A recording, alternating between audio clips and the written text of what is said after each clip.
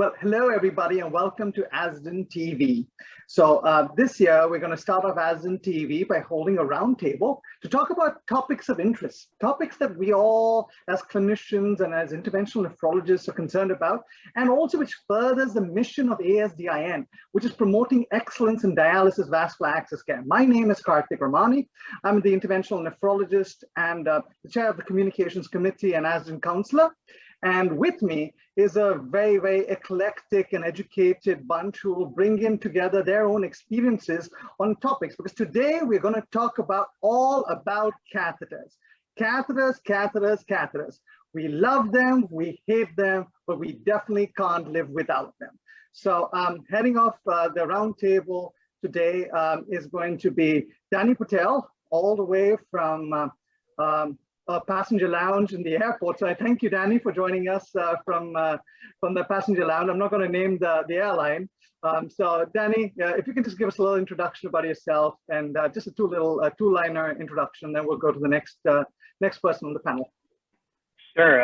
As some of you may know, I'm an interventional nephrologist practicing in Daytona Beach. I practice private practice interventional nephrology, and kind of in practice for the last 11 years, 100% dialysis access practice.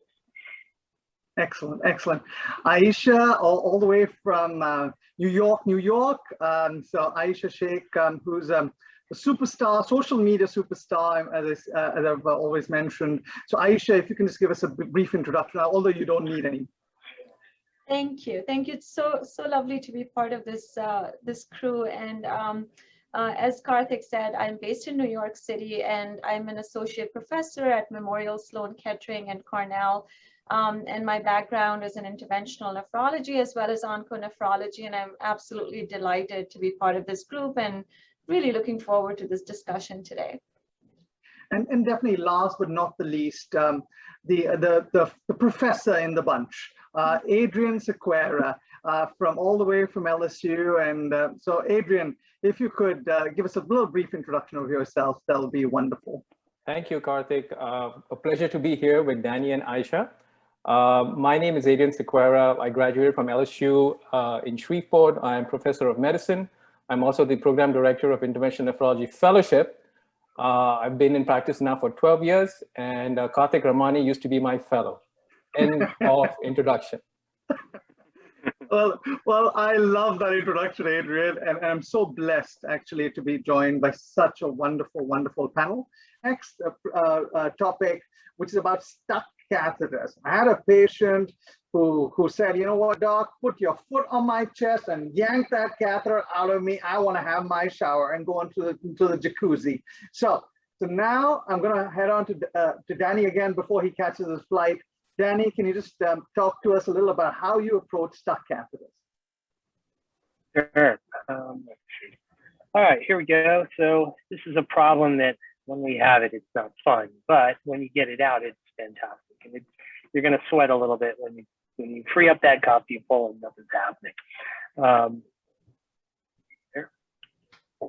So what happens? Basically, it's the fibrin sheath. This is calcification. There's some CT imaging, and you can see the calcifications in different views. And that calcification becomes like super glue, and that catheter gets stuck in there, and it can be very challenging to just fully, free when we free up the cuff. In my experience, where do I see most of the adhesions happen? On the right brachiocephalic or right innominate vein junction of the SVC for right side. That's where I tend to see it more on the right side. On the left side, somewhere at the left brachiocephalic vein, tends to be the kind of tethering point. And why does it happen there? Again, the cardiac cycle, things are dynamic, things are moving here between that irritation and the catheter bouncing around in these veins, these adhesions and calcifications can form. First step, what do? You pull, but you got to be careful, right? We don't want to rip everything apart. Gentle traction, you try to rotate it, you try to just gently pull, but you want to avoid forceful pulls. When you pull these things that are difficult, I do it under fluoro, and you can see the mediastinum move. You really want to be careful you're not ripping apart vessels. And I've seen cases in the past they get sent to the hospital and people just pull and pull, but it can be quite dangerous, and you want to be, avoid that.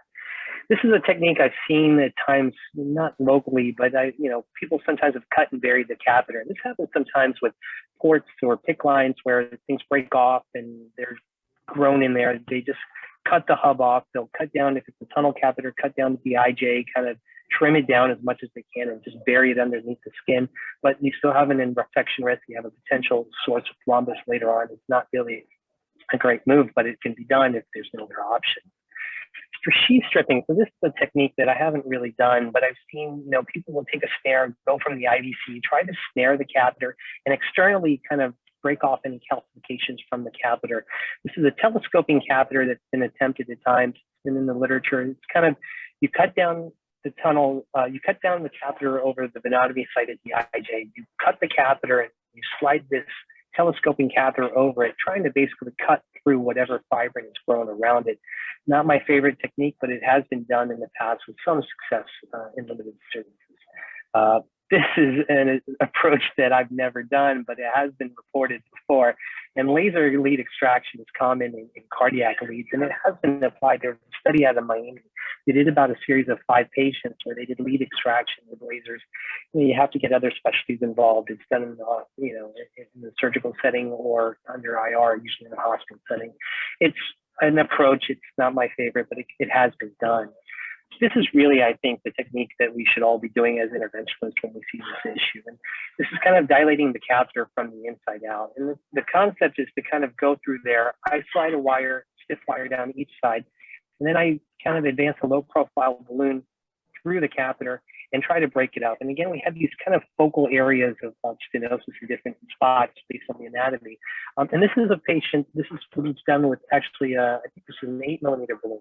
And it's remarkable how much dilation that catheter can actually take without exploding. And so this is kind of done down there. And the concept is you're breaking up the calcification, you're breaking up the sheath, and hopefully sliding the catheter out. Here's another case here that was done with a little bit of a longer balloon.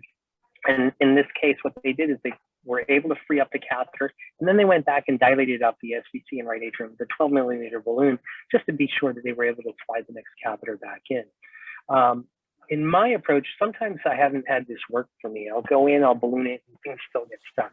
What I'll actually do is go in and leave that balloon inflated at that suspected site of adherence, and leave it inflated and pull the whole balloon with the catheter. What it does is it kind of allows you to focus your traction at that site of adhesion, whether it be on the right brachiocephalic or the left brachiocephalic. So you go in, you balloon it, and you leave the balloon inflated at that suspected spot of trouble, and you pull the whole thing back with gentle traction. And that has always worked for cases where I can't get it open with the balloon. Again, steady traction, steady pull. You don't want to pull the whole mediastinum apart. And here's an image of just, what a balloon looks like going down a catheter. You can get it down there. On the right, I've shown, I use a 6x4. It's a Boston Scientific Gladiator. What's nice about this, it's a relatively low profile. Their 6mm balloon goes through a 5 French sheath. It's relatively reasonable cost for us. And I like the lower profile balloon with a reasonable size. Usually 6mm is fine for me. I've seen people go up to 7 or 8. If that doesn't work, what are we talking about? We're talking about surgery. And there's the surgeon trying to take a catheter out. And there's the nephrologist passed out in the background feeling horrible for putting the patient through this. I've never had to do this, fortunately, but this has been reported. I think with this endoluminal dilation, we can avoid all this and the morbidity involved. Prevention. So I've seen a physician out there advocate for taking catheters out, exchanging them every year to help avoid this. It's not something that's evidence-based at all. I've seen that done at times. I haven't done that myself, but the thought is if we change this catheter out every year, are we going to help avoid some of that? Another technique I've used, I've had a patient in the past with kind of issues like this. I actually placed a stent graft through, I think it was the left brachiocephalic vein, because I knew that was where the adhesions were going. Placed a nice stent graft through there, a 13mm Viabon is what I used, and then placed the catheter through that. And after that, all the other exchanges were fine. Again, this is a subsegment of patients that are challenging. They're usually catheter dependent. There's usually no other access options left. You're not usually burning any other bridges when you try something like that, but you have to be cognizant of the risk of infecting the stent and infecting everything along the way. But kind of my way that I tried to kind of create a tube of passage for me to go back through is something that I may not be able to do again. Excellent, Danny. Thank you again. I think that this is extremely useful to our viewers as well about using endoluminal approaches to stuck catheters and not just blindly yanking and pulling at things, because things shift, things are dynamic. So you've got to be very cognizant of that. So again, to the panel, Aisha and Adrian, if you can share your experience with stuck catheters and how you approach them and what you do in your centers, I think our viewers will be really interested. So I would just say that, luckily the incidence for stuck catheters that's been described in the literature is 1%. So that's great news for most of us. But the issue is that catheter use is so common that even with 1%, most of us are going to encounter at least a few cases in our careers. So I've had 2 cases, one that came to me and one that came to one of my partners. And fortunately, both were dealt with endoluminal dilatation, but we were more than ready to not be cowboys or cowgirls to try and avulse mediastinal structures in our attempt to prove a point. I mean, this is, if it doesn't work, you should do it in a more controlled setting and not try to do something that does more harm to the patient. I will say I have seen one situation where a catheter, and this was not personally, but in a published report not too long ago that I even posted on Twitter when I posted a tutorial on a stuck catheter, was exactly what Danny alluded to. It was discovered later due to an unknown source of infection in a patient. So that's if the patient's prognosis is very poor, and you really have to keep the whole patient in mind. But really, I think burying the catheter is not perhaps a good idea, especially you haven't educated the patient about it or informed them, and the patient's care is fragmented, which is our system, so it's very critical if you are going to leave something like that behind. And one of the studies that Danny just showed with the case series, I think there were only 15 patients, but that is one of the largest case series on this. So this again goes on to show that this is not a very common problem, but we should all know how to handle it if it is to come to our attention in our practices. So. Excellent. Adrian, what are your thoughts, and how do you have you had any experience with stuck catheters, and how have you dealt with them? Correct. So I've had 2 in the last 12 years. First of all, you start sweating when you have at least for the first time, you start sweating. What is not mentioned in all these papers is how difficult it is to get a balloon down the shaft of that catheter. Very First time I tried it, and I was like, how are they talking it's going down? It's not going down. And then I found that you have to get a low profile. You have to probably get a 4mm diameter balloon and just start dilating all the way from the exit side all the way down to the tip. So that's the first thing to remember. The second thing that people tend to forget, remember, you're yanking, you're pulling. You can tear something in the venous system. One of the most important things to always do after you get the catheter out is to do a venogram in the central circulation. Many of the time we don't do it because we're happy we got that catheter out and we replace it immediately. But for the second time I had it, I used a chameleon. And one of the great uses of chameleon, this is one of the great uses of the chameleon. You can put it in, you can shoot dye, and then you can angioplasty at the same time. And if nothing bad has happened, you're good. I'm stealing that, Adrian. I raise my hand in the air and say, I haven't done a venogram. I've just had one stack catheter. I use a small low profile Armada balloon. I said I got it out. I was like so happy that I got it out. But I didn't do a venogram, but I like the idea of using the chameleon for this. So thank you. I'm going to steal that idea. You should. And the last thing is, I agree with Aisha and Danny as well. The first time I read, people just cut the catheter and bury it. But then I found out it was only in those people where probably the prognosis is not good. Yeah. Remember, you can have a hero graph that's sitting in there, and there are case reports of heroes being left and people having PEs from it. Right. And it's the same thing with this kind of a catheter too. There's going to have a thrombus and stuff like that. Ideally, my feeling is if you can get that catheter out, you need to get it out.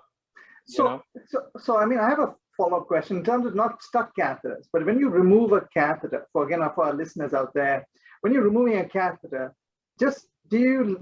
have there been times when you left the cuff? Have there been times when you've said, hey, I deal with a retrograde catheter differently than an antegrade, or one type of catheter differently from another? Because, again, in a symmetrical tip catheter, you may handle, the endoluminal dilatation slightly different perhaps than your pristine catheter, I mean, how would you be able to do that? So how do you handle these variances? So do you leave the cuff? That's number one. And number two is, do you have a different approach for different catheters? So I can add one point to if the cuff is left behind. The important point is many of the times we tug and the cuff is left behind. In a woman, it is very, very important to let them know, for that matter, for a man too. But because a cuff that is left there can appear as a shadow. And in a woman over the breast area, this can appear as a shadow that is of concern. So you have to let the patient know you've left the cuff behind. Nothing is going to happen. But if on X-ray they show there's some kind of density, they don't need to worry about it. Excellent point. I think that is the point which I want our listeners to know, is that actually the cuff can trigger a lot of inflammation, can also mimic fibrocystic changes, and hence, it can create that shadow or the layering. So it's very, very important to know that. Aisha had a point. Aisha? No, actually, sorry, I was not making a point. Oh, well, thank you. But in terms of the cuff, Danny, do you leave the cuff? Do you handle different catheters differently, or do you just really make an effort to always take out the cuff if possible. So sorry. So we always make an effort to take out the cuff. If it is left behind, we always let the patient know, and kind of it doesn't bother you. If it bothers you, we can always take it out. It's a simple cut down, take it out, dissect it out. And do you want to bother with it? Do you want to cosmetically bother with it? Take it out, you look at it, you ask the patient, and let them know. And if it is bothersome, sometimes they'll come back a week later and I'll take it out. Sometimes it doesn't bother them at all and we carry on. So it's not hard to take out. It takes a little bit of time and effort. And if you've got the time, it's a simple little cut down to get it out. It can easily be taken care of if it bothers the patient. Then going back to the balloon dilatation, I think, you guys were talking a little bit about having trouble getting the balloons down. Some of these studies, they use lower profile things. I showed you what I use, and that's not a problem. Some of these studies, they use 018 wire-based balloons, which sometimes have lower profiles as well. So lower profile balloons are available. It's worth having. Great points. Again, so to summarize again, please don't blindly pull at catheters. If you do notice that you have difficulty of any sort, plan. In any procedure, planning is critical. Plan and then consider using these techniques which have been described by experts in the panel here, and whatever suits you based on whatever you have in your shelf, please use that appropriately. And again, be cognizant that tugging and pulling blindly never helps. Thank you, Danny.